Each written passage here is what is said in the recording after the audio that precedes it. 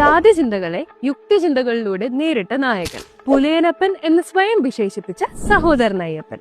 1889 August 21 Ernakulam ജില്ലയിലെ വൈപ്പിൻ ദ്വീപിൽ ചെറായിലെ കുമ്പളത്ത് പറമ്പിൽ അയ്യപ്പൻ ജനിച്ചു.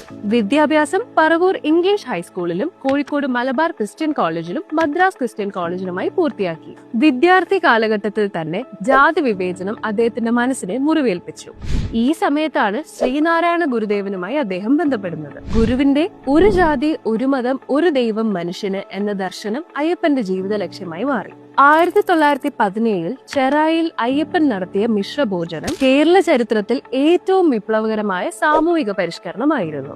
ഈഴവ സമുദായത്തിൽ ജനിച്ച അദ്ദേഹം അക്കാലത്ത് തൊട്ടുകൂടാത്തവരായി കണക്കാക്കപ്പെട്ടിരുന്ന ദളിത് സമുദായത്തെ ചേർത്തു പിടിച്ച് കൂടെയിരുന്ന് ഭക്ഷണം കഴിച്ചു. ഈ വിപ്ലവകരമായ പ്രവൃത്തി കാരണം എതിരാളികൾ അദ്ദേഹത്തെ പുലയൻ അയ്യപ്പൻ എന്ന് വിളിച്ച് കളിയാക്കി.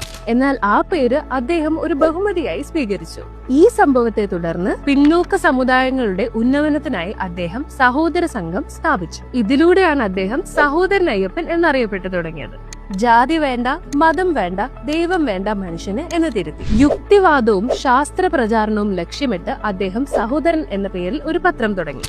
തൊഴിലാളി പ്രസ്ഥാനങ്ങൾക്കും അദ്ദേഹം നേതൃത്വം നൽകി. 1928 കൊച്ചി നിയമസഭാ സാമാജികനായി തിരഞ്ഞെടുക്കപ്പെട്ട അയ്യപ്പൻ നിയമസഭയിലും പാവപ്പെട്ടവരുടെയും അവശരുടെയും ഉന്നമനത്തിനായി പ്രവർത്തിച്ചു. ജാതിരഹിതവും വർഗരഹിതവുമായ ഒരു പുതിയ സമൂഹത്തെ സ്വപ്നം കണ്ട ഈ നവോത്ഥാന നായകൻ 1968 മാർച്ച് 6 അന്തരിച്ചു.